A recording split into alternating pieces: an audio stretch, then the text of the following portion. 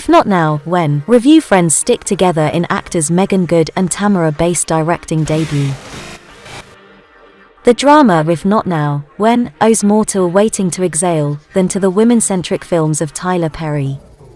That's a good thing, as well as intentional on the part of its first-time feature directors, actors Meagan Good and Tamara Bass. In Perry's Lessons in Female Fortitude and Resilience, the successful brand of melodrama, or melotrauma, the heroine often tangles with a violent, even malevolent love interest. In this engaging debut, Good and Bass and their appealing ensemble aim for something gentler and truer to the ins and outs of day-to-day, year-to-year, joy and heartbreak sisterhood. Releasing on demand and digital January 8th, If Not Now, When offers a portrait of long-time, somewhat frayed friendships. It's not groundbreaking, but, written by Bass, the movie serves as a fine reminder of the pleasures of a female-focused story, with the stuff of adulthood at its core. The characters are a little more grown-up, a little less messy, than the gal pals of Insecure. As for the menfolk here, they tweak hope or invite disappointment, sometimes both. One betrays trust but doesn't menace. A number of them wince, then listen. It's the ladies and the challenges they tussle with that come first. The movie opens with a clever bit of sass. High school senior Deidre Megan Holder has enlisted friends Tara Good, Suzanne Mikia Cox, and Patrice Bass in performing a come-hither dance number she choreographed for a basketball player. Though her friends are mildly embarrassed by the gesture, they are also game. In many a high school flick, the guy's reaction would likely have devastated. Instead, Deidre walks out of the gym with a nothing ventured, nothing gained aplomb. It's a welcome signal. Before the ladies can move on to other matters, "You can help me with my physics" is one of the movie's endearing tossed-off lines. An ill-timed event in the girls' bathroom presses them into service. It also exposes a dynamic in which Tara is thoughtful, accomplished, but won't admit she needs help until mid-crisis. Patrice is the pragmatic one, Dear is even-keeled and nurturing, and Suzanne appears to be the most focused on the markers of success. When next we see the foursome, they are adults. Tara is once more the catalyst. While she did superwoman feats to make a life for herself and her daughter as a single mother, she's in deep trouble.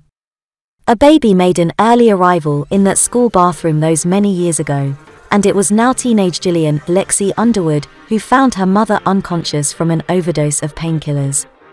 Tara's husband, Max Kyle Schmid, called the friends to a hospital room for an intervention. The connections have become somewhat tattered. After a few years of being out of touch, Suzanne arrives with a solution to Tara's woes and a baby bump. A nurse, Patrice doesn't do much to temper feelings about Suzanne's seeming superiority. Holder hits a sweet spot as Deidre. She runs her own dance studio, while navigating the care of her bubbly son, and the return of her estranged but appealing husband, Jackson. As the ex, McKinley Freeman gives a nuanced turn as a man worth pulling for even as he makes fresh promises and reveals same old blind spots.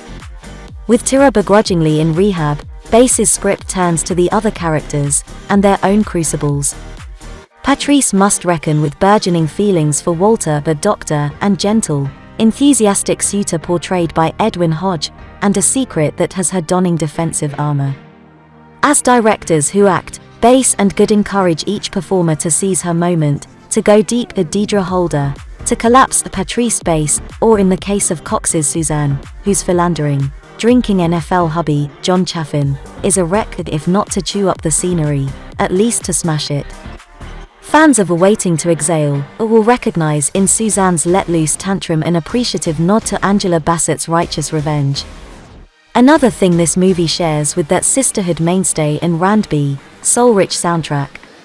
Composer James Perry and music supervisors Sway Calloway and Pavis Taylor are a life coach a call on songs to introduce characters as much as shade mood, just listen to the lyrics.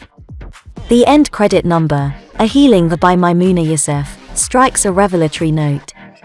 The title's quandary about timing has resonance beyond its protagonists wrestling with addiction, ambition, a bad marriage or one's frailties and possibilities. The filmmaking duo and actors Good and Bass saw an absence in a certain kind of film story and seized an opportunity to make an entertaining drama of recognizable lives. If not now, when? Asked and answered. Okay, if you like this video, don't forget to click like and comment down below. See you in the next video.